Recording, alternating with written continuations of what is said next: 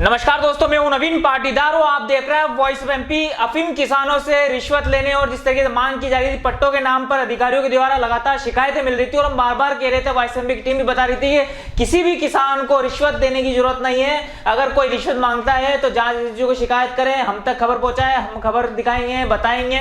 साथ ही अगर बात करें जिस तरीके से हमारी खबर के बाद किसान जागरूक हुए हैं और जिस तरीके से मंदसौर में आज जो कार्रवाई की गई है, रिश्वत लेते जो है सीबीएन के अधिकारियों को, जो अधिकारी को रिश्वत लेते रंगे हाथों पकड़ा, उसे लेकर लगातार जो है बड़ी खबर निकल के सामने आ रही है। किसान से 1,20,000 रुपए नामांतरण के नाम पर मांगे गए थे, जिसके बाद ये कार्रवाई की गई है। एसआई अभिषेक नाम बताया जा रहा है जिस अफसर को पकड़ा गया है। भोपाल की सीबीआई की टीम ने यह कार्रवाई की है। साथ ही अगर बात करें, इस वक्त हमारे साथ जुड़े हुए हैं वरिष्ठ पत्रकार किसानों के हितैषी मुस्तफा जी, उनसे बात करने की कोशिश करें किस तरीके से लगातार कार्रवाई की जा रही है और शिकायतें मिल रही थी अफीम किसानों से रिश्वत मांगने की। मुस्तफा जी, किस तरह के सोचते हैं इस कार्रवाई को आप?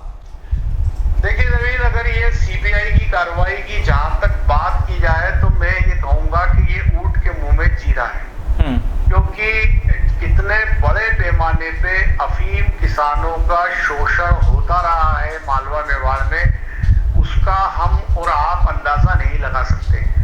जब हम ओपियम अल्कलाइड प्लांट में फैले भ्रष्टाचार पे बात करते थे तो लोग उन्हें चुटकुला कहते थे, और जिस दिन शशांक यादव गिरफ्त में आया एसीबी की, उस दिन भंडा फूटा कि कितने बड़े ऑर्गेनाइज तरीके से अफीम फैक्ट्री में करप्शन फैला है। और शशांक यादव की गिरफ्तारी के बाद निश्चित तौर पर उस पर लगाम लगी। और रही बात नारकोटिक्स में, जो नारकोटिक्स राजस्थान और मध्य प्रदेश में जो एक कार्रवाई हुई है, दोनों ही जगह यदि हम नारकोटिक्स उपायुक्त की बात करें तो बेहद ईमानदार और संजीदा अधिकारियों की इस समय पोस्टिंग है। लेकिन नीचे के स्तर पर यदि जमीन पे बात करें, ग्राउंड पे बात करें, तो जो सीबीएन का स्टाफ है, जो सालों से जमा हुआ है, बरसों से उन्होंने नौकरी यहीं काटी है, तो उनकी जो आदत है करप्शन की, वो छूट नहीं पा रही है। ऊपर के अधिकारी लाख कोशिश कर ले, लेकिन नीचे के स्तर पर कहीं ना कहीं नारकोटिक्स का जो मैदानी अमला है वो करप्शन में कहीं पीछे नहीं रहता। और उसका एक जीता जागता उदाहरण ये हाल ही में आज जो केस मंदसौर में हुआ और कुछ दिन पहले जो केस चित्तौड़ में हुआ वो है। तो कुल मिलाकर के ये जो मामले हैं ये बताते हैं कि नारकोटिक्स विभाग में सालों से जमे अफसरों की आदत अभी छूटी नहीं है करप्शन की। दूसरी खास बात है कि वॉइस ऑफ एमपी लगातार जनहित में किसानों को आगाह करता रहा है, मोटिवेट करता रहा है, अपील करता रहा है कि यदि उनसे कहीं करप्शन की मांग की जाए, भ्रष्टाचार की, सेवा शुल्क की मांग की जाए तो वो हमें अवगत कराए। लेकिन किसान डरता है, किसान खौफ में रहता है। आप ये देखिए कि अभी अफीम की बुआई हुई है, अभी खेतों की नकदी होगी, फिर अभी पट्टे जो वितरित हुए, ये नामांतरण का मामला था जिसमें रुपए मांगे गए। ऐसे ही मृतक नामांतरण में या परिवार के अन्य नामांतरण में अक्सर ये खबरें आती है। और यहाँ तक कि पट्टा वितरण में भी जमीन पे ये हालात है कि कहीं ना कहीं जो मुखिया है वो नारकोटिक्स अमले के बीच में सेतु का काम करते हैं और वो किसानों पे प्रेशर बना के 1,50,000 छीन ही लेते हैं। जब अभी नकदी होगी तब भी ये फीता डालेंगे, किसी की एक दंगाल बाहर निकल रही है, किसी के जरा सा ये है तो आपका पट्टा कट जाएगा। तो किसान, ये जो अफीम का पट्टा है नवीन, ये किसान की आन बान और शान है।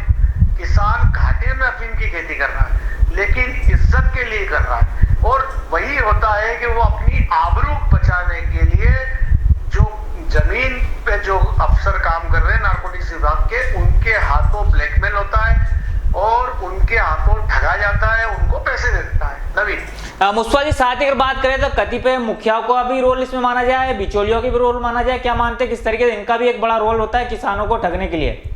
देखिए, जो खबरें हमारे पास आ रही है वो ये आ रही है कि जो केंद्रीय जो सीबीआई है, ये जांच एजेंसियां जो है, चाहे वो लोकायुक्त हो, इस बार उनकी कड़ी नजर इस बात पे है कि जो जमीनी अमला मध्य प्रदेश राजस्थान में इस तरह के करप्शन में लगा हुआ है, और जो मुखिया सबसे ज्यादा इसमें जो मुखिया है सबसे ज्यादा सुनाई देता है। इस करप्शन की जड़ ही वो मुखिया है जो ये सेतु का काम करते हैं। और खबरें हमारे पास ये भी है कि नारकोटिक्स के कर्मचारी अधिकारी भ्रष्टाचार नहीं भी करना चाहते तो ये मुखिया उन्हें प्रेरित करते हैं, उनको बताते हैं कि इसमें ऐसा फायदा है, आप कर लो।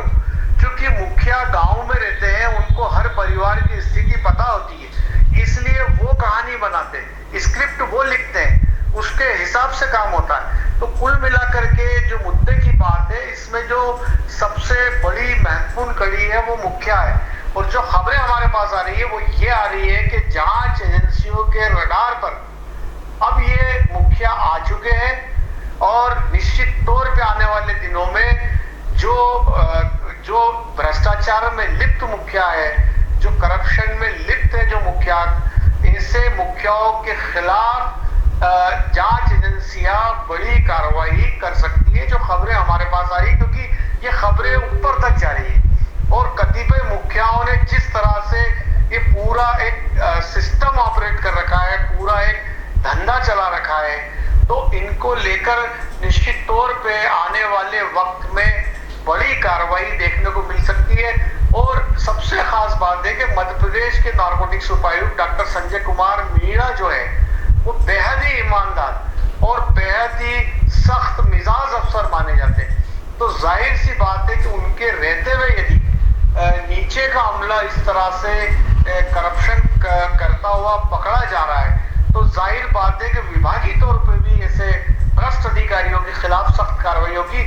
और जो ऐसे मुखिया कतिपय जो इस मामले में संलिप्त है, उन पे भी अब पैनी नजर होगी और हो सकता है आने वाले दिनों में इस मामले में बड़ी कार्रवाइयां देखने को मिले। नवीन, तो सुना आपने, ये थे वरिष्ठ पत्रकार मुस्तफा जी, जिनसे हमने बात की किस तरीके से मंदसौर में भोपाल की सीबीआई की टीम ने बड़ी कार्रवाई की है। सीबीएन के बड़े अफसर को रिश्वत लेते रंगे हाथों पकड़ा है। जिस तरीके से बर्दीलाल धाकड़ नाम बताया जा रहा है, धामनोर का किसान है, उसने शिकायत की थी, उससे नामांतरण के नाम पर 1,20,000 रुपए मांगे गए थे, जिसके बाद शिकायत पर आज बड़ी कार्रवाई की। इस वक्त ये सबसे बड़ी जानकारी थी। इस तरह की जानकारी के लिए बने हमारे साथ। जय हिंद, जय भारत।